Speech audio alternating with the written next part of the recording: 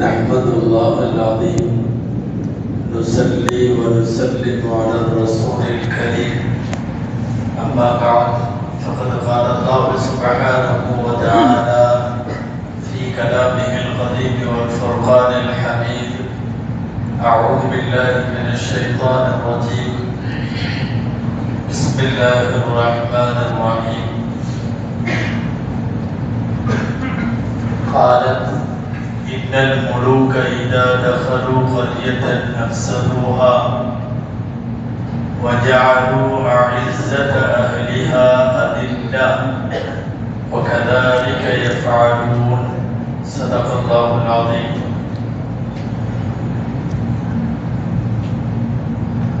அளவற்ற அருளாளனும் நிகரற்ற அன்புடையோடுமாகிய எல்லாம் வல்ல அல்லாஹ்வின் பெயரால் துவங்குகிறேன். அருமை நாயகம் முஹம்மதுர் ரசூலுல்லாஹ் ஸல்லல்லாஹு அலைஹி வஸல்லம் அவர்களின் மீதும் நற்பாக்கியங்கள் நிறைந்த அவர்களுடைய உம்மத்தின் மீதும் குறிப்பாக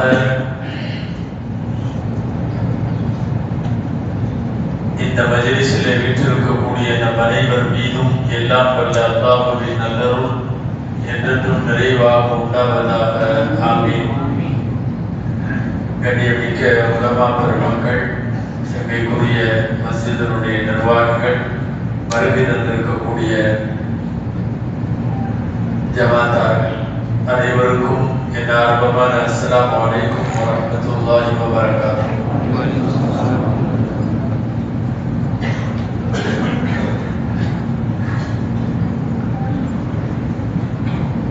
ராத்திரி 12 மணிக்கு இந்தியாவுடைய அரசியலமைப்பு சட்டம் அப்படின்னு தலைப்பிட்டிருக்காங்க. எப்போதும் ஏதாவது ரமலான்ல ஒரு ஆன்மீகமா தலைப்பு இருக்கும். இந்த ரம்ஜானுக்கு பிறகு உள்ள அடுத்த வாரம் கொஞ்சம் சூடா இருக்கிறதுனால தலைப்பு இந்த தலைப்பு கொடுத்திருக்காங்க, இந்திய அரசியல் அமைப்பு சட்டத்தினுடைய முக்கியத்துவம் அப்படின்னு ஒரு தலைப்பு. உண்மையாகவே ரமலான் விடைபெற போகிறது. அதனால அடுத்து உள்ள அரசியல் சூழல்களுக்கு ஏற்ப சில விஷயங்களை இந்த நேரத்தில் சிந்திப்பதும் அசை போடுவதும் நம்முடைய சிந்தனைக்கு கொண்டு வருவதும் முடிந்தவரை அந்த தகவல்களை பிறருக்கு சென்று சேர்ப்பதும் இதுவெல்லாம் இந்த நேரத்தில் கட்டாய கடமையும் கூட. அல்லாஹ் ஜல்ல ஷானஹு தஆலா நம் எதிர்பார்க்கிற முடிவையும் மாற்றத்தையும் அல்லாஹ் தருவான். அன்புக்குரியவர்களே, சமீப காலங்களில் இந்த நாடு அரசியலமைப்பு சட்டத்தை விட்டும் கடந்த 10 ஆண்டு காலமாக வெகு தூரம் நகர்ந்து போயிருக்கிறது என்பது நாங்களெல்லாம் சொல்லி தெரிய வேண்டியதில்லை. அன்றாடம் எல்லா மக்களுக்குமே தெரிகிறது, புரிந்து வைத்திருக்கிறார்கள்.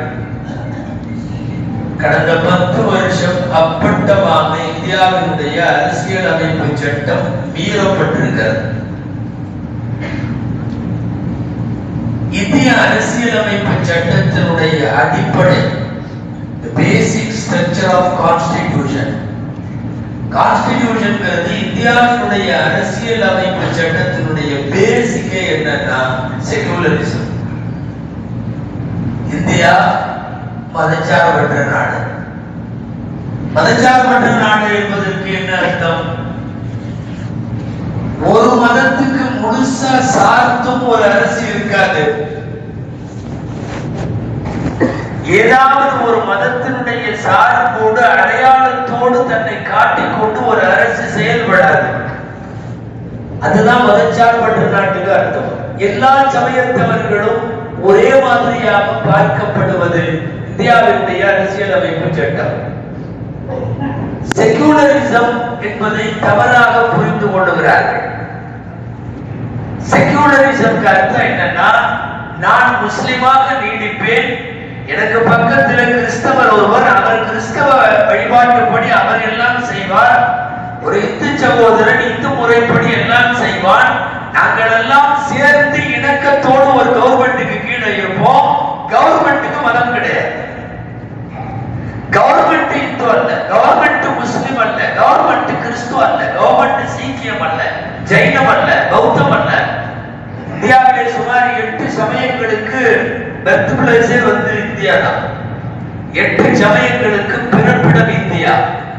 ஆனால் அரசுக்கு மதம் கிடையாது. அரசுக்கு மதம் இருக்கக்கூடாது.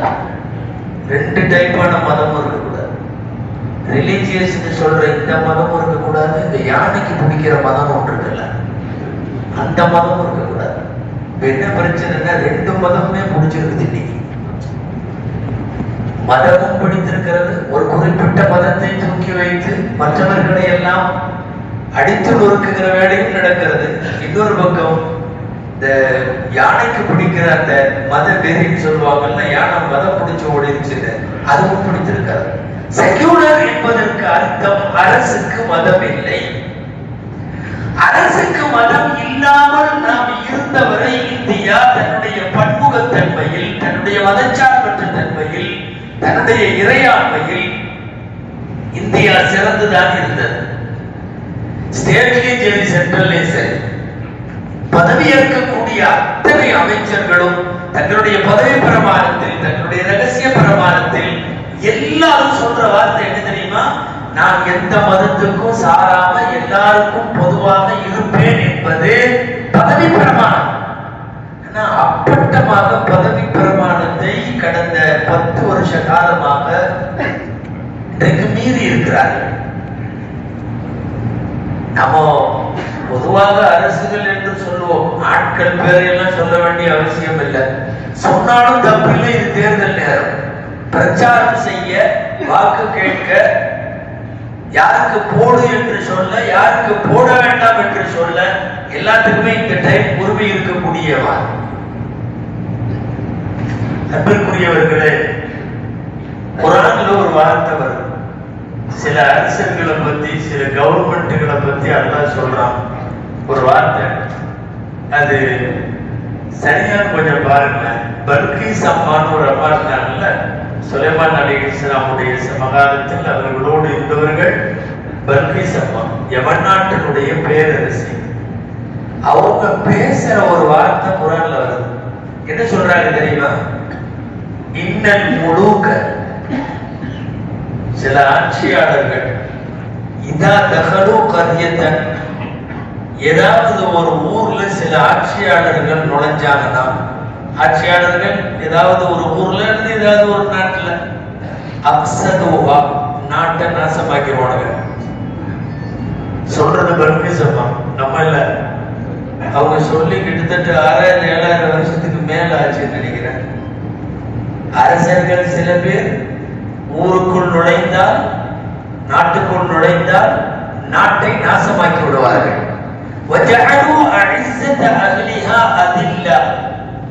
அந்த நாட்டில் இருக்கக்கூடிய கண்ணியமானவர்களை எல்லாம் கேவலமானவர்களாக ஆக்கி விடுவார்கள் அப்படின்னு அவங்க சொல்லிட்டாங்களா? அல்லாஹ் முடிக்கிறான் ஆயத்தை. ஆமா, அப்படித்தான் பண்றாங்க. இதை சொல்றது யாரு? அல்லாஹ் சொல்லுகிறார். அந்த அம்மா சொல்றது, சில பேர் நாட்டுல நுழைஞ்சா நாசம் பண்ணிடுவான், அந்த நாட்டில் வாழ்ந்த கண்ணியமானவர்களை எல்லாம் கேவலமானவர்களாக ஆக்கி விடுவான்னு சொல்லுங்க அந்த அம்மா. அல்லாஹ் சொல்லுகிறான், ஆமா அப்படித்தான் பண்றாங்க. நான் சொல்லிட்டு இருக்கிறப்போ உங்களுக்கு ஞாபகத்துக்கு வருதா இல்லையா? அதுக்கு நான் பொறுப்பேன். நீங்க ஆளை கொண்டு வந்துட்டீங்க. யாரு? இந்த ஆயத்து நம்ம ஆயத்து தான் சொன்னோம்.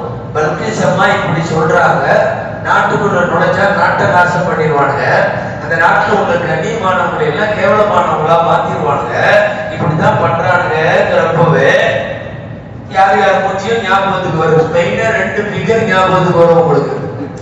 ஒரு 2 பேர் நம்மள மாதிரியே வேற இருக்காங்க. தாடி எல்லாம் வச்சு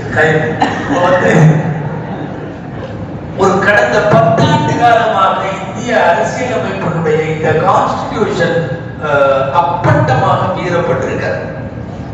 ஒரு நாட்டில நுழைகிற போது அந்த நாட்டில உள்ள எல்லா தரப்பு மக்களின் வாழ்க்கையும் சீராக வேண்டும், யாரின் பக்கம் சார்பு இல்லாம இருக்கணும். இன்னைக்கு வரிசையா அன்பிற்குரியவர்களை பொதுச்சிவில் சட்டத்தில் தொடங்கி லாஸ்டா இப்போ அமல்படுத்தப்பட்ட சிஏஏ வரைக்கும் நம்ம அமல் ஆயிடுச்சு. இப்போ அமல்ல இருக்குது. ஒரு வருஷம் 2 வருஷமா தான் போராட்ட களமாக இருந்தது. இப்போ அது அமலுக்கும் கொண்டு வந்துருச்சு இல்லையா? இது வரைக்கும் ஷரியத்தை மீறுபவர்களை எதிர்த்து போராடியாக வேண்டும். அந்த கடமை நமக்கு உண்டு. அந்த அடிப்படையில் இந்த கட்சியோ இந்த ஆட்சியோ இந்த தலைவனோ இந்த அரசோ நமக்கு அதெல்லாம் பிரச்சனை இல்லை. ஷரியத்தை எதிர்க்கிற யாராக இருந்தாலும் அவர்களோடு நான் மண்ணு கட்டித்தான் ஆக வேண்டும் என்பது ஒரு இஸ்லாமியன் என்ற அடிப்படையில் எனக்கு கடமை. ஃபைன் உமிர பிமஅசியத்தின் ஃபலா சம்அ வலா தாஅ. இது ஹதீஸ். ஒரு பாவத்தை செய்யுமாறு உங்களுக்கு உத்தரவிடப்படுகிற போது நீங்கள் கட்டுப்படாதீர்கள். ஃபலா சம்அ வலா தாஅ. கேட்பதும் இல்லை, கட்டுப்படுவதும் இல்லை. சமிஅனா வ அதாஅனா, நாங்க கேட்கிறோம், நாங்க கட்டுப்படுறோம்னு அர்த்தம். ஷரியத்திற்கு மாற்றமாக உத்தரவு போடப்படுகிற போது நீங்கள் அதை கட்டுப்படுத்த முடியாது. ஃபலா சம்அ வலா தாஅ. பொதுச்சிவில் சட்டம் என்பது ஷரியத்தை அப்பட்டமாக மீறுகிற ஒரு சட்டம். இதை எதிர்த்தாக வேண்டும். எங்கு வாழக்கூடிய முஸ்லிமாக இருந்தாலும் ஷரியத்தை பொறுத்தவரை ஷரியத்தை பின்பற்றுவது அவசியம், ஷரியத்தின்படி தீர்ப்பு செய்வது அவசியம், ஷரியத்தின்படி செயல்படுவது அவசியம், ஷரியத்தை பரப்புவது அவசியம், ஷரியத்திற்கு ஆபத்து என்கிற போது எதிர்த்து போராடுவது அவசியம். கடந்த சில ஆண்டுகளாக முஸ்லிம்கள் வீதிக்கு வந்ததும், பேரணி நடத்தியதும், கட்டண பேரணி நடத்தியதும், கைகோர்த்து மனித சங்கிலி நடத்தியதும் எல்லாமே ஏதோ அவர்களின் சொந்த வீட்டினுடைய காரியத்திற்காக அல்ல, அவர்களுடைய தனிப்பட்ட இஷ்யூஸ் அல்ல. இது ஷரியத்தை கை வைக்கிற போது அவர்களை எதிர்த்து போராடித்தான் ஆக வேண்டும். நீங்க அந்த அடிப்படையில் சிஏஏ என்ஆர்சி எல்லாம் வந்திருக்கிறது. அரசியலமைப்பு சட்டத்தை அப்பட்டமா மீறுவர்.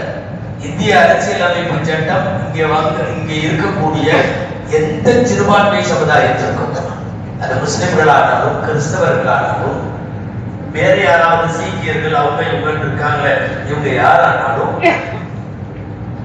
இங்க சட்டம் என்னன்னா அவர்கள் மதத்தின்படி அவங்க செயல்படலாம், அவங்க மதத்தை பரப்பலாம், அவங்க மதத்தை பரப்புறதுக்கு ஸ்கூல் வச்சு நடத்தலாம், கல்விக்கூடங்களை நிர்வகிக்கலாம். இதுவெல்லாம் இந்திய அரசியலமைப்பு சட்டம் வழங்கி இருக்கிறது. அதாவது கான்ஸ்டிடியூஷன் ஆஃப் இந்தியாங்கிறது இந்தியாவினுடைய அரசியலமைப்பு போட்ட அம்பேத்கர் உண்மையாகவே இது போன்ற நிகழ்ச்சிகள் நடைபெற்ற பேரணிகள்ல கூட சொன்னோம். அந்த ஆள் முஸ்லிம் அல்ல, தொகுத்த அம்பேத்கர் முஸ்லிம் அல்ல.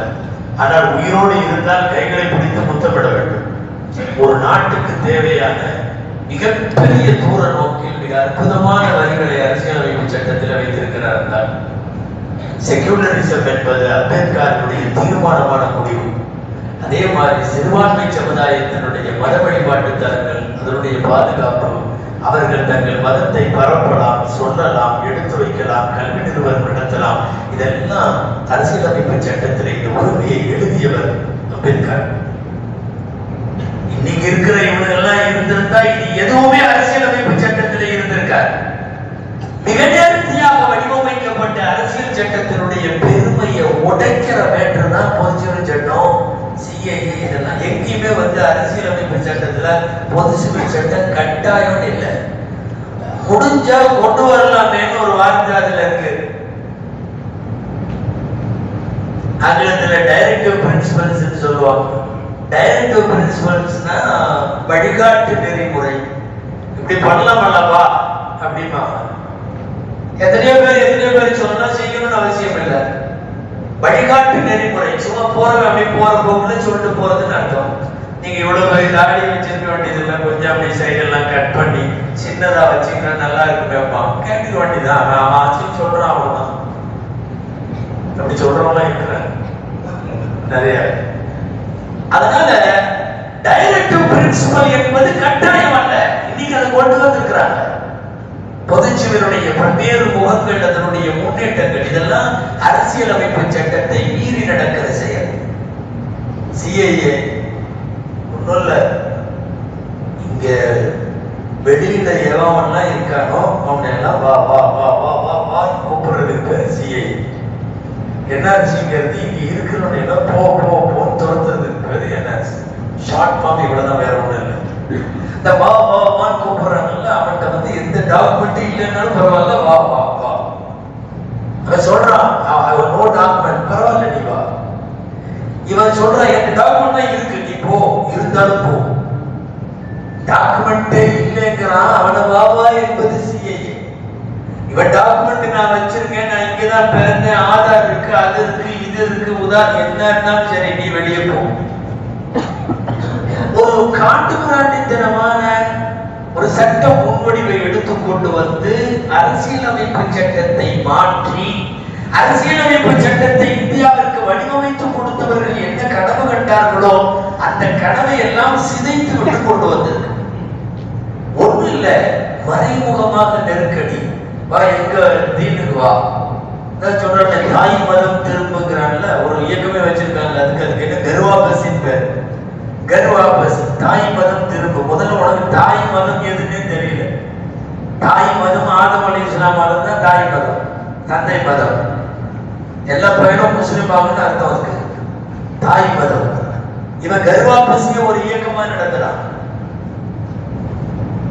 குரானில இப்ப பல்கிஸ் அம்மா சொன்னதை சொன்னோம்ல, நீங்க 9வது ஜுஸு எடுத்து குரான்ல ஃபர்ஸ்ட் ஆயத்து ஓதுங்க. ஃபர்ஸ்ட் ஆயத்தை பாருங்க, அதுல வருது ஷுஐப்னு ஒரு நபி வந்தார். அந்த நபியை பார்த்து அந்த மக்கள் எதிரிகள் சொன்னார்கள், லனுக்ரிஜன்னக யா ஷுஐப் வல்லதீன ஆமனு மஅக மின் கர்யத்தினா அவ் லதஊதுன்ன ஃபீ மில்லத்தினா. ஷுஐப், உங்க முன்னாடி ரெண்டு ஆப்ஷன், நீங்களும் உங்களோட இருக்கிற முஸ்லிம்களும். என்ன? ஒண்ணு, எங்க ஊர் விட்டு வெளியே போங்க, இல்ல எங்க மரத்துக்கு திரும்ப வாங்க. சிஏஏ என்ஆர்சி மாதிரி தெளிவா இருக்கு குரான். இவன் புதுசா சொல்றதெல்லாம் இல்லை. நபிமார்கள் தங்களுடைய எதிரிகளிடம் சிஏஏவை சந்தித்தார்கள். ஷுஐப் அலைஹிஸ்ஸலாமுக்கு அதே வார்த்தை, லனுக்ரிஜன்னக யா ஷுஐப் மின் கர்யத்தினா, உன்னையும் உன்னோடு ஈமான் கொண்டவர்களையும் இந்த ஊரில் இருந்து நாங்கள் வெளியேற்றுவோம். அவல தஊதுன்ன ஃபீ மில்லத்தினா, அல்லது நீங்கள் எங்களுடைய மார்க்கத்துக்கு வரணும். ஃபஅவ்ஹா இலை, ஆயத்து முடிச்சறேன், முடிக்கிற இடம் நல்லா இருக்கும்ல. ஃபஅவ்ஹா இலைஹிம் ரப்புஹும், அல்லாஹ் அவர்களுடைய ரப்பு அவர்களுக்கு வகை அறிவித்தான் முஸ்லிம்களுக்கு, லலௌலிகன் ஸாலிமீன், இந்த அக்கிரமக்காரர்களை நான் அழிச்சறேன்னா அல்லாஹ் அன்னைக்கு உள்ள சிஏஏ காரர்களை எல்லாம் அழிச்ச மாதிரி இன்னைக்கு உள்ள சிஏஏ காரர்களை அழிக்கணும். நல்லதான் அப்படின்னு சொல்லலாம். ஏன்னா லைலத்துல் கத்ர்லயே கேட்க வேண்டிய துவா இது. இந்த வருஷம் இதெல்லாம் சேர்த்துக்கணும். இன்னக அஃபுவுன் துஹிப்புல் அஃவ ஃபஅஃபு அன்னா மட்டும் இல்ல, கூடவே இவனை தூக்கன்னாங்கிறதையும் கேட்கணும். அல்லாஹ் அரசியலமைப்பு சட்டத்திற்கு ஆபத்து ஏற்பட்டிருக்கிறது. இது வெறுமனே வந்து உங்க வீட்டை அடிச்சு, உங்க கடையை அடிச்சு, உங்க தொழில, உங்க ஊர் அப்படி அல்ல. ஒட்டுமொத்த முஸ்லிம்களை தாக்கினால் கூட அல்ல, முஸ்லிம்களுக்கு மட்டும் அல்ல, ஒட்டுமொத்த இந்தியாவினுடைய அரசியல் அமைப்பு சட்டத்திற்கு ஆபத்து வந்திருக்கிறது. என்னமோ சீட்ல உட்கார்ந்து இருக்காங்க. பொதுவாக இந்த நாற்காலிக்குன்னு ஒரு தன்மை இருக்கு. என்ன தெரியுமா? ஒண்ணு கொஞ்ச நாள் இவனா விட்டுருவான், அல்லது நாற்காலி அவனை விட்டுருவான். ரெண்டுல ஒண்ணு நடக்கும். நீங்க எந்த நாற்காலியில உட்கார்ந்தாலும் ஒண்ணு நாற்காலியை அவன் விட வேண்டியது வரும், அல்லது நாற்காலி தானா அவனை விட்டுரும். ஒரு இருக்க வேண்டிய நாற்காலிகள் தான் இந்தியாவினுடைய அரசியல் அமைப்பு சட்டத்தையே கேள்விக்குறியாக்கிறார். இவர்கள் நம்மீது அரசியலமைப்பு சட்டத்தை தாண்டி கை வைத்துக் கொண்டிருக்கிற காரணத்தால் தான் இவர்களுக்கு எதிராக இப்படி வெகுண்டளவில் அநேகமா நமக்கு தெரிஞ்சு இந்தியாவினுடைய துரோகிகளும் கருப்பு ஆடுகளும் இருக்கிற 1-2 பேர் தவிர எந்த முஸ்லிமும் அவங்களுக்கு ஓட்டு போட மாட்டாங்க. எந்த முஸ்லிமும் போட மாட்டாங்க. எவனாவது வழக்கு பிரச்சனைன்னு கொஞ்ச நாள் அங்க அட்டிட்டு இருக்காம அப்படி உள்ளவன் எவனாவது வேணா முனாஃபிகள், துரோகிகள், அவர்கள் வேணா செய்வார்கள் ஒழிய நெஞ்சிலே அல்லாஹ்வையும் ரசூலையும் வைத்திருக்கிற கலிமாவை தௌஹீதை உள்ளே வைத்திருக்கக்கூடிய எவனும் அவர்களுக்கு வாக்களிக்க போவதில்லை. தனி அடையாளங்கள் அழிக்கிற ஒரு படலம் நீண்ட காலமாக 10 வருஷமா நடக்குது. நீங்க இப்போ கர்நாடகால எல்லாம் புர்கா இது பண்ணாங்க. புர்கா இல்ல, புர்கா மட்டுமல்ல அஜெண்டா, தனி அடையாளங்கள் எல்லாம் போக வேண்டும். வாக்கு பிரச்சனை இல்லை, தனி அடையாளம் போக வேண்டும். இவர்களுக்கென்று இருக்கக்கூடிய தனி அடையாளங்கள் எல்லாம் அப்புறப்படுத்தப்பட வேண்டும் என்கிற வரிசையில் தான் முஸ்லிம் தனியார் சட்டம் எடுக்கணும், வாக்கு எடுக்கணும், புர்கா எடுக்கணும். ஸ்கூல்கள்ல அங்கங்க பப்ளிக் பிளேஸ்கள்ல எல்லாமே இவங்க மத அடையாளத்தோடு இருப்பது, தொப்பியோடு தலைப்பாகையோடு இப்படி எல்லாம் இருக்கிறது எடுக்கணும். தனி அடையாளங்களை தொலைப்பது என்பது அவர்களுடைய ஒரு அஜெண்டா. ஆனால் அரசியலமைப்பு சட்டம் என்ன சொல்றது தெரியுமா? தனி அடையாளத்தோடு அவங்க இருக்கலாம். நான் தலைப்பாவோடு தாடியோடு நிற்பேன், அவர் சிலுவையோடு நிற்பார், இவர் ருத்ராட்ச கொட்டையோடு நிற்பார். இதெல்லாம் சேர்ந்ததற்கு பெயர் தான் இந்தியா. யூனிட்டி டைவர்சிட்டி என்பது அதுதான், வேற்றுமையில் ஒற்றுமை. இந்த தனி அடையாளங்களை முஸ்லிம்களுக்கு மாத்திரம் எடுக்க வேண்டும் என்கிற முயற்சியில் தான் அரசியல் சட்டம் அப்பட்டமாக மீறப்படுகிறது. என்ன கேவலம் கொடூரத்தை எல்லாம் பண்றாங்க. கிறிஸ்துமஸ் தாத்தா, அந்த கிறிஸ்துமஸ் தாத்தாவை உயிரோடு செஞ்சு அந்த வைக்கப்புள்ள செஞ்சு அவருடைய உருவத்தை வச்சு அவங்க கிறிஸ்துவர்கள் கொண்டாடக்கூடிய கிறிஸ்துமஸ் தாத்தாவை வச்சு பெட்ரோலை ஊற்றி தீ வச்சு கொளுத்தி இந்த நாட்டில் கிறிஸ்துமஸ் தாத்தாக்களுக்கு வேலை இல்லைன்னு தீ வைக்கிறவன் எங்கேயோ ரோட்ல போறவன் இல்ல, பார்லிமெண்ட் மெம்பர் ஆஃப் பார்லிமெண்ட் தீ வைக்கிறான். காந்தி உருவத்தை செய்து ஒரு குறிப்பிட்ட அந்த கட்சியை சார்ந்த மூத்த தலைவர்கள் ஒருவன் முன்னிலையில் காந்தியை பெட்ரோல் ஊற்றி கொடுத்துகிறார். நாடு எவ்வளவு தூரம் அரசியலமைப்பு சட்டத்தை எல்லாம் மீறி நாசத்திற்கு வந்திருக்கிறது. காந்திக்கு அந்த கட்சினா அப்புறம் மற்றவங்க என்ன தேச தந்தைகள். இப்போ கடந்த லாஸ்ட் 5 வருஷத்துல, ஃபர்ஸ்ட் 5 வருஷத்தை விட லாஸ்ட் 5 வருஷத்துல என்னாச்சு தெரியுமா? காந்தியை சுட்ட கோட்சேவை பாராட்டுகிறார்கள், கோட்சேவை தியாகி என்கிறார்கள், கோட்சே வழி நம் வழி என்று ஊர்வலங்களிலே கோஷம் கேட்கிறது. எவன் இந்த நாட்டின் துரோகியோ, எவன் நீதிமன்றத்தால் தண்டிக்கப்பட்டானோ, அவ்வளவு பெரிய பயங்கரவாதியை தனது மானசீக குருவாக ஏற்றுக்கொண்டிருப்பவர்கள் தான் இன்றைக்கு அவர்கள் கையில அரசியலமைப்பு சட்டம் கிடந்து திண்டாடுகள். நாங்கள் பல தடவை சொல்லிக் கொண்டே இருக்கிறோம், இந்த நாட்டின் தியாகியாக இருக்கிற காந்தி போன்றவர்கள் துரோகியாக்கப்பட்டு விட்டார்கள். துரோகியாக இருந்த கோட்சே போன்றவன் தியாகியாக்கப்பட்டு விட்டார். கொஞ்சம் கொஞ்சமாக அடுத்த தலைமுறைக்கு இவன் வேற மாதிரி ஒரு நெருப்பு அரசியலை ஏற்படுத்திக் கொண்டே போகிறார். எங்க ஸ்கூல் குழந்தைகள் இந்த மாதிரி பிஞ்சு குழந்தைகளை எல்லாம் இப்படி கையை நிக்க வச்சு முஸ்லிம்களை கொள்வதற்கு உறுதிவாடு நடத்துறாங்க. 7 வயசு 8 வயசு பிஞ்சு குழந்தைகள், அதுகளுக்கு என்ன தெரியும்? நச்சை விதைப்பது என்பது இதுதானே. இந்து ராஷ்டிரம் அமைப்போம், இந்துக்களை பாதுகாப்போம், முஸ்லிம்களை கொள்ளுவோம்.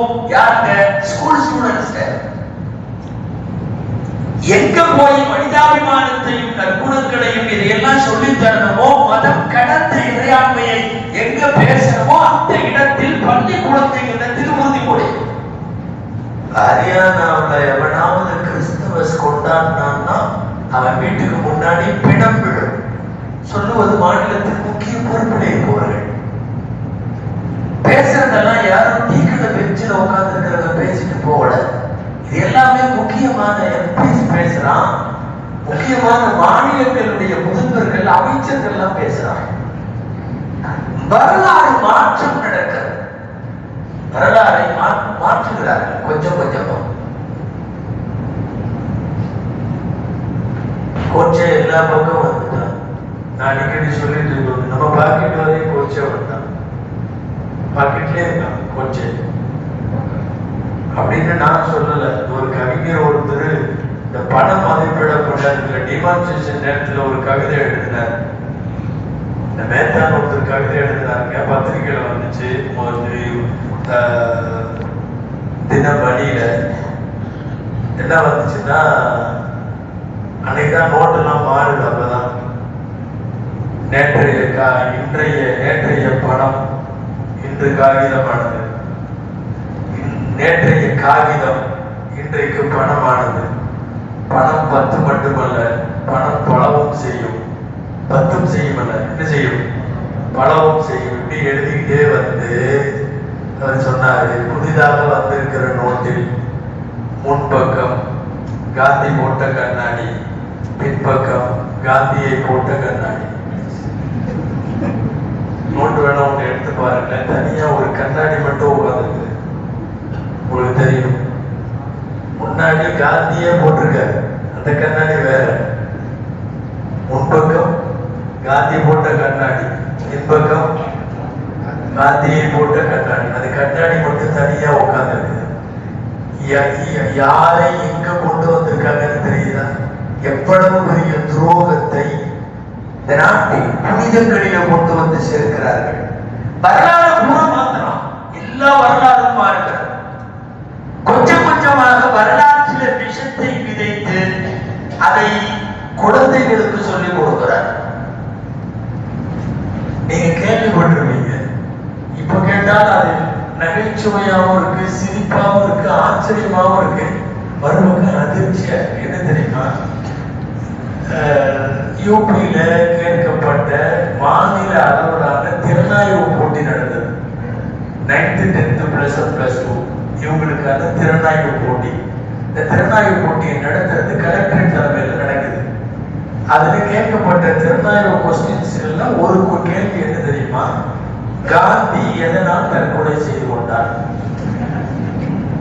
காந்தி எங்க அப்பட்டமா ஒரு துரோகி கொலை பண்ணிட்டாங்கிறத எப்படி நாசுக்க மறைக்கிறான் தெரியுமா? உங்களுக்கு இப்ப சிரிப்பு வருது. அந்த குழந்தைய பொறுத்தவரையும் அது அங்கிருந்து படிச்சுக்கிட்டே வரும். காந்தி தற்கொலை ஆயிட்டார், காந்தி தற்கொலை ஆயிட்டார். இந்த மென்டாலிட்டி அடுத்த 25 வருஷத்துல வரலாறு மாற்றத்திற்கு உதவும். வரலாற்றில் விஷத்தை தூக்குதல் என்பது இதுதான். கீழே ஆப்ஷன் வேற கொடுக்குறான். அது பதில் எழுதுற கேள்வி இல்லை. பதில் எழுதுனா நம்ம வச்சு செஞ்சிடலாம். நிறைய எழுதி அவன் 2-3 ஆப்ஷன் கொடுக்குறான். இதனால தற்கொலை செய்து கொண்டார். எதையாவது ஒண்ணுதான் திக் அடிக்கணும். இதுக்கு என்ன பதில் எவ்வளவு தெரியும்? காந்தி எதனால ஒவ்வொருத்தரும் ஒவ்வொரு மருத்துவம் சொல்ல வேண்டியதுதான். குடும்ப பிரச்சனை போல இருக்கு, பாவம். வாங்கின கடனை கொடுக்க முடியல போல தெரியுது, பாவம். மொத்தத்துல என்னவோ இருந்துட்டு போட்டோம். ஒரு ஒரு ஒரு ஒரு சமுதாயத்தை, ஒரு அடுத்த தலைமுறையை, ஒரு ஜெனரேஷனை டைவர்ட் பண்றது, மடைமாற்றம், அப்படியே திருப்பி விடுறது. இந்த பக்கம் வழியில இப்படி போகிற மாதிரி காந்தி தற்கொலை செய்து கொள்ளுகிறார் என்று கூச்சம் இல்லாமல் பேசுகிறாரே. கண்ணாலே அந்த கொலையின் போது கண்ட சாட்சிகளும் அந்த கொலையின் சமகாலத்தில் வாழ்ந்தவர்கள் எல்லாம் உயிரோடு இருக்கிற போதே வரலாற்றை இப்படி மாற்றி எழுதுகிறார் என்றால் இவர்கள் செய்த வெறுப்பு அரசியல் கொஞ்சம் நெஞ்சமல்ல. இவர்கள் மாற்றிய வரலாற்று செய்திகளும் தடங்களும் தடயங்களும் கொஞ்சம் நெஞ்சமல்ல. எக்கச்சக்கமாக மாற்றி முடித்திருக்கிறார். எல்லாத்துக்கும் ரப்பு ஒரு முடிவு வச்சிருப்பான்.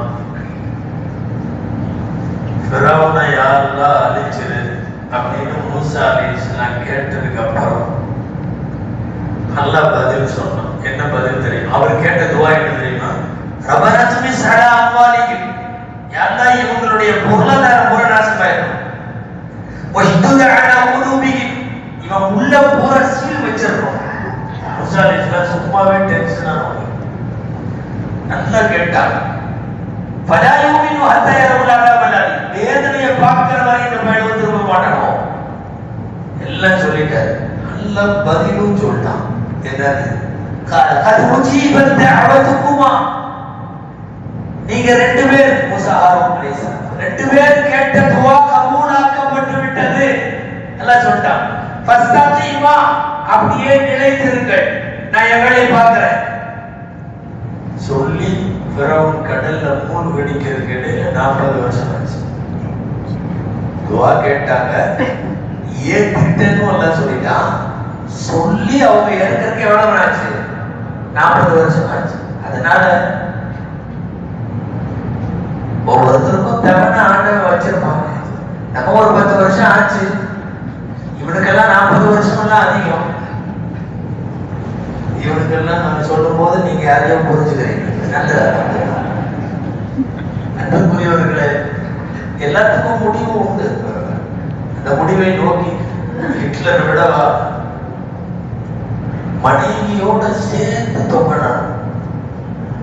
தற்கொலை செய்யும் போது எப்படிங்க ஹிட்லர் முசோலினி, நீங்க எல்லாத்துல வரலாறு போய் பாருங்க, மனைவியோட சேர்ந்து. நல்ல வேளை அவனுக்கு பொண்டாட்டி கூட இருந்துச்சு. ஆமா, எந்த வியாதியும் கிடையாது. அல்லாஹ் ஒரு குறிப்பிட்ட பேர்களை அதற்கு காலத்தை வைத்திருப்பான், அடித்தே தீர்வான். லட்சம் பேருக்கு மேல் கொலை செய்தவர் ஹஜ்ஜாஜ் பின் யூசுப். இஸ்லாமிய வரலாறுல இவ்வளவு பெரிய ஒரு டெரரான ஆளு யாரும் கிடையாது 1400 வருஷத்துல ஹஜ்ஜாஜ் மாதிரி. ஆனா என்ன இன்னைக்கு வரலாறு, ஹஜ்ஜாஜுடைய கபர் எங்கன்னு யாருக்கு தெரியும்? ஏன்னா கபர் தெரிஞ்சா கூட மக்கள் விட மாட்டாங்க, இழுத்து போட்டு வெளியே அடிச்சிருப்பாங்க. அந்த காலத்துல இருந்து ஹஜ்ஜாஜுடைய கபர் மறைக்கப்பட்டிருக்காரு. ஹஜ்ஜாஜுடைய கபர் காட்ட முடியாது. சில பேர்லாம் ஹஜ்ஜாஜ் இறந்துட்டான்னு சொன்ன உடனே அல்லாமா இப்ராஹிம் நகை ரஹ்மத்துல்லாஹி அலைஹி போன்றவர்கள் எல்லாம் டக்கு டக்குன்னு சஜிதால விழுந்தாங்க, அல்லாஹ்வுக்கு நன்றி செஞ்சு. நாமெல்லாம் விரைவில் ஒரு நன்றி சஜிதா செய்யலாம்னு நினைக்கிறோம்.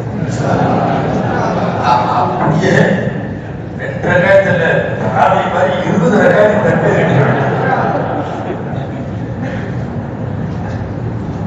அப்படி ஒரு சஜிதாவுக்கான வாய்ப்பு இந்திய முஸ்லிம்கள் காத்திருந்தாங்க. இந்தியாவினுடைய வெகுஜன சமுதாயம் என்று வளர்த்து கொண்டிருக்கார். ஹஜ்ஜாஜுடைய சொல்ல வந்தது, எக்கச்சக்கமான பேரை டெய்லியும் கொன்று குவிப்பதும் இது போன்ற அசைவ வாடையில் நரபலியில் அதிலேயே ரத்தம் போட்டுவதிலேயே ஈடுபட்டு கொண்டிருந்தவருடைய முடிவுகள் அப்படியெல்லாம் ஆகிவிட்டது.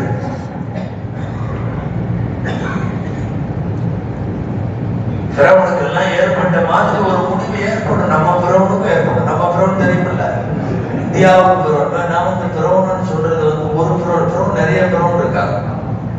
அதாவதுங்க மிஸ்ரை ஆண்டவங்களுக்கு எல்லாம் பிறவன் பேர்.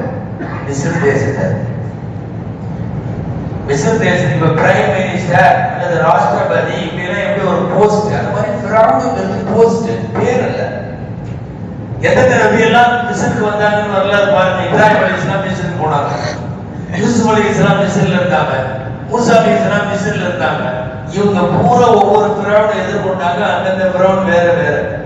எல்லாமே இப்படி ஜோசி ரஹ்மத்துல்லாஹி அலைஹி எழுதுறாங்க, இப்ராஹிம் அலைஹிஸ்ஸலாம் இருந்தப்போ உள்ள பிறவனுக்கு பேரு சினான், அவன் பேரு சினான். அதுக்கப்புறம் யூசுப் அலைஹிஸ்ஸலாம் வந்தாங்க, யூசுப் அலைஹிஸ்ஸலாம் இருந்தப்போ உள்ள அந்த பிறவனுக்கு பேரு ரய்யான். ரய்யான் இப்னுல் வலீத், அவர் நல்ல ஆளுன்னு வருது அந்த பிறவன். அதுக்கப்புறம் மூசாவுக்கு ஒரு பிறவன் இருந்தா, அந்த பிறவனுக்கு பேரு முஸ்அப். இப்ப அவன் தான் கடல்ல மூழ்கடிக்கப்பட்டார். மூசாவுடைய பிறவன், அவன் பேர் என்ன? முஸ்அப். அவன் பேர் சினான் இருந்தா. இப்படி எல்லாம் நிறைய பிறவன்கள் இருந்தா. இந்தியாவுடைய பிறவன் நமக்கு தெரியும், இந்தியாவுக்கு உள்ள பிறவன். அவன் மிஸ்ர் பிறவன் அல்ல, இது வந்து இந்தியாவுக்கு உள்ள பிறவன். ஆனா எல்லா பிறவனுக்கும் கிட்டத்தட்ட அழிவு ஒரே மாதிரி மோசமா தான் இருக்கும்.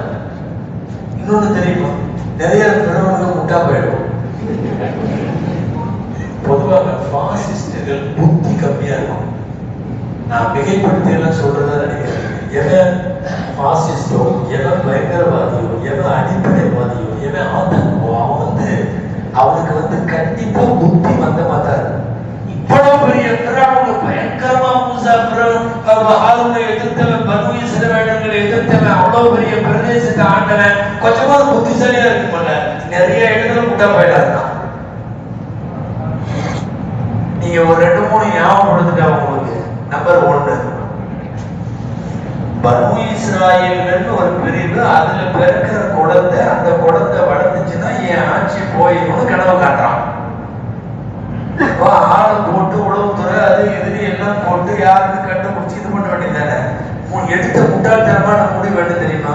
எல்லா குழந்தையும் வெட்டுறான்னா பெரிய முட்டாள்தனம். எந்த அரசன் இப்படி முடிவெடுப்பான்? ஒரு குழந்தையால் என் ஆட்சி போகும்னு சொன்ன உடனே நாட்டில் பிறக்கிற ஆண் குழந்தைய பூரா கொள்ளு அப்படின்னு யார் முடிவெடுப்பான்? பாசிஸ்டுகளுக்கு முட்டாள்தனம் கூடவே இருக்கும். அவருடைய முட்டாள்தனத்துல இன்னொன்னு சொன்னா, ஃபர்ஸ்ட் என்ன சொன்னான்னா, குரான்ல இருக்கு, மஅலித்துலகும் மின் இலாஹின் கைரி, என்ன தவிர வேற யாரும் கடவுள் இருக்கிற மாதிரி எனக்கு தெரியல அப்படின்னா மக்கள்கிட்ட, என்ன தவிர வேற யாரும் கடவுள் இருக்கிற மாதிரி தெரியல. கொஞ்ச நாள் அப்படி சொல்லிட்டே இருந்தவன் ஒரு 40 வருஷம் கழிச்சு அந்த ட்ராக் அந்த ஃபார்மேட்டை கொஞ்சம் மாத்தணும். எப்படி சொன்னா தெரியுமா? அண்ணா ஒப்புக்குமுல் ஆலா, நான் தான் இருக்கிற கடவுள்லயே பெரிய கடவுள் தான். முதல்ல வேற கடவுளே இல்லைன்னா இப்ப என்ன சொல்றான்? கடவுள் தான் இருக்குது போல் இருக்கு, நான் தான் இருக்கிறதுலே பெரிய கடவுள். பெரிய கடவுள் தான் அவனுக்கு தெரிய வேண்டாமா? அவன் சாப்பிடுறான், குடிக்கிறான், தூங்குறான், எல்லாம் பண்றான். இவன் கடவுளா இருக்க முடியுமா? ஆக பெரிய முட்டாள்தனம் தன்னை கடவுள் என்று அவன் அறிவித்தார். நிறைய பேருக்கு கோபம் அவன் மேல. அவன் கடவுள்னு அறிவிச்சது. ரசூலுல்லாஹ்ட்ட ஒரு தடவை ஜிப்ரீல் சொன்னாங்க, அவன் சாக போறப்ப வாயில மண் எடுத்து அப்படின்னாங்கல்ல, பிறவரோட வாயில களிமா சொல்ல போனான்ட்டு மண் எடுத்து அப்படின்னாங்கல்ல. ஏன் அப்படி அப்படிங்கிற ரசூலுல்லாஹ் கேட்டதுக்கு ஜிப்ரீல் சொன்னாராம், தப்பி தவறி கூட அல்லாஹ்வோட ரஹ்மத் அவனுக்கு கிடைக்கூடாது. அவன் மேல நான் ரொம்ப கோபமா இருந்தேன். ஏன்னா அல்லாஹ்ங்கிறவன் எப்படிப்பட்டவங்கிறது பக்கத்துல இருந்து பார்த்தது யாரு? ஜிப்ரீல் அலைஹிஸ்ஸலாம். அவருக்கு தெரியும். இவன் திடீர்னு நான் தான் இருக்கிறதுலே பெரிய கடவுள்னு சொன்னோன்னு அவர் ரொம்ப கோபப்பட்டார். அவர் மட்டும் இல்ல, அவனுக்கு கோபம். அந்த இப்ளீஸுக்கு கோபம். அவன் என்ன பிரச்சனைன்னா, நானே இன்னும் சொல்லல, நீ எப்படி? ஏன்னா அவன் பக்கத்துல இருந்து பார்த்தவன், ஜிப்ரீல் பக்கத்துல இருந்து பார்த்தவன். அவன் பக்கத்துல இருந்து பார்த்தான். ரப்புடைய வல்லமை என்னங்கிறது அவனுக்கு தெரியும். அதனால அவனுக்கு என்னன்னா, நம்மளே சொல்லல, இவன் சொல்றானே. உலமாக்கள் சொல்லுவாங்க, பாத்ரூம்ல உள்ள அந்த பக்கம் அந்த புறத்து பாத்ரூம், அரசனை பாத்ரூம்ல புறவன் குளிச்சுட்டு இருக்கான். வெளியே ரெண்டு இப்ளீஸ் தட்டிக்கிறான். யாரு அவன்? கேட்டுருக்க, வெளியே நிக்கிறது யாருன்னே தெரியாது, நீ என்ன கடவுளாடா? பாத்ரூமுக்கு வெளியே யார் நிக்கிறான்னு தெரியல, இங்க கதவை எவன் தட்டுறான்னு தெரியல, நீ எல்லாம் கடவுளா? அவனுக்கே போகும். முட்டாள்தனத்துல பாசிஸ்டுகள் எல்லாமே முட்டாள்கள் சொல்றேன். அவனுக்கு கூட அது இருக்கும். 1000 அறிவாளியாக இருக்கலாம். ஹிட்லர் எடுத்த சில முடிவுகளில் முட்டாள்தனம் வெளிப்பட்டது. நிறைய பேர் உலகத்துல எவன்லாம் சர்வாதிகாரியோ அவன் ஹிஸ்டரி எடுத்து படிச்சு பாருங்க, முட்டாள்தனமா நிறைய தப்பு பண்ணிருப்பான். சரி, முசாலிஸ்லாம் வந்துட்டான், நான் நபி, அல்லாஹ்வுடைய ரசூல், என்ன ஆதாரம்? இதோ இந்த கைத்தடி ஆதாரம் எல்லாம் சொல்லியா சொல்ல. இவன் என்ன பண்ண தெரியுமா? நாட்டில் உள்ள சூனியக்காரர்கள் எல்லாம் ஒன்று தரணும், அவருக்கு எதிராக சூனியக்காரர்கள் போய் பேசலாம். மூசா ஒரு சூனியக்காரர், அவர் ஏதோ கைத்தட்டி எடுத்துக்கிட்டு வர்றார். நீங்கெல்லாம் வந்து அவரை வந்து இது பண்ணி நீங்கெல்லாம் ஜெயிக்கணும். அவனுக்கு விட்டதை கேட்டாங்க, ரெண்டு பேசினாங்க. அரசர் வந்திருக்காரு. ஐநலனால அஜ்ரன் இன் குன்னா நஹ்னுல் காலிபின். குர்ஆன்ல 2-3 இடத்துல வருது. ஐநலனால அஜ்ரன், கரெக்ட்டா காசு எல்லாம் கிடைக்கும்ல, எங்களுக்கு கிடைக்கும்ல அப்படின்னு கேட்டாங்க. قال نعم وإنكم إذا لمن المقربين. ஆமாமா, உங்களுக்கு எல்லாம் கொடுத்துருவோம். சரிட்டாங்க. அவனுக்கு தேவை காசு. இவன் இந்த பக்கம் வந்த உடனே அவனுக்குள்ள பேசிக்கிறாங்க, இவன் தான் கடவுளாச்சே, நம்மகிட்டயே வந்தான். இவன் தான் பெரிய கடவுள், இவன் ஏன் நம்மகிட்ட வர்றான்னு அவனா பேசிட்டான். ஆனாலும் காசு கிடைக்குது, அவன் விடுற மாதிரி இல்லை. அவன் வந்த போனா நீயும் பேசல, என்னன்னு நீ தான் கடவுளாச்சே, நீ இப்படி விட்டுட்டான். கிடைக்குமான்னு கேட்டான் வந்தவன. இது 2-3 இடத்துல கரெக்ட் வருது.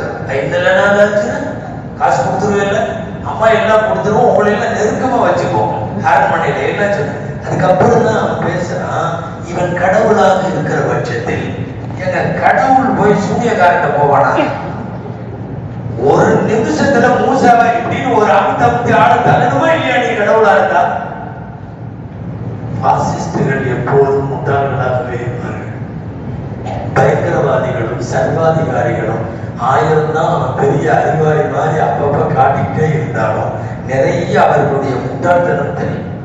உச்சகட்டமா அவன் முட்டாள்தனம் குரான்ல 2 இடத்துல வருது. என்ன தெரியுமா? அவன் மந்திரி ஒருத்தர் தான், அவனுக்கு ஆமான்னு பேர். பொதுவாகவே இந்த சர்வாதிகாரிகளுக்கு கூடவே இன்னொருத்தன் இருப்பான். ஆமான், பிறவனுடைய ஆமான்னு சொல்றப்பவே இங்க ஒரு ஆமான் உங்களுக்கு ஞாபகம் பாருங்க. எவ்வளவு பாஷா இல்ல, எந்த பேரும் சொல்லல, ஆனா நீங்க கரெக்டா பூராத்தையும் முடிச்சிருந்தீங்க. இந்த ஆமான்னு ஒருத்தன் உள்துறையை பார்த்துட்டு இருந்தாங்க பிறவனிடத்துல. அவன்கிட்ட இவன் சொல்றான், நான் சொல்றது நானா சொல்லல, குரான்ல உள்ள வசனம் சொல்றேன்.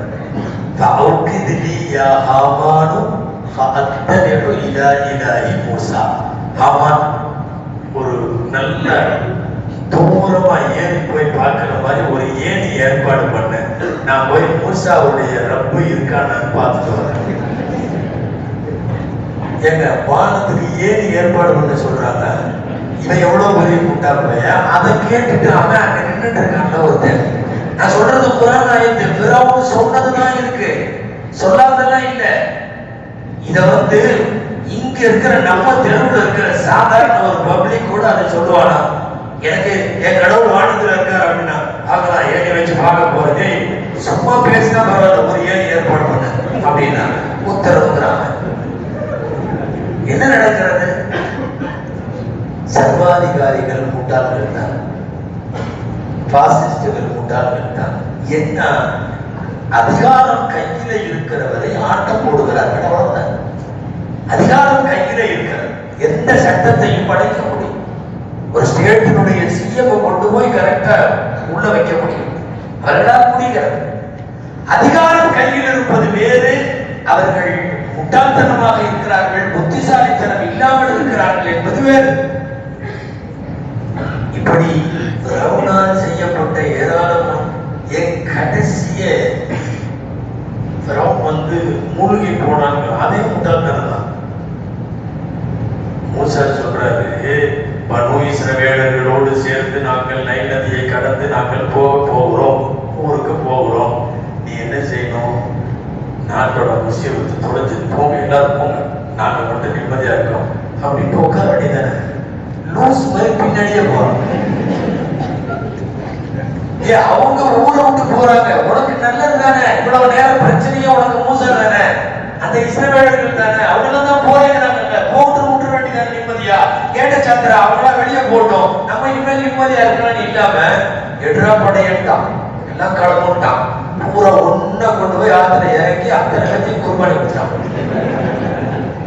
அவன் ரப்பு அவனை இழுத்துட்டு வர்றாங்கிறது வேற, நான் அந்த கோணத்துல பேசுறேன். அவனை கூட்டிட்டு வந்தது ரப்பு, உள்ள முக்கிறது ரப்பு. ஆனா ஒரு ஆட்சியாளர் நீ என்ன செய்யணும்?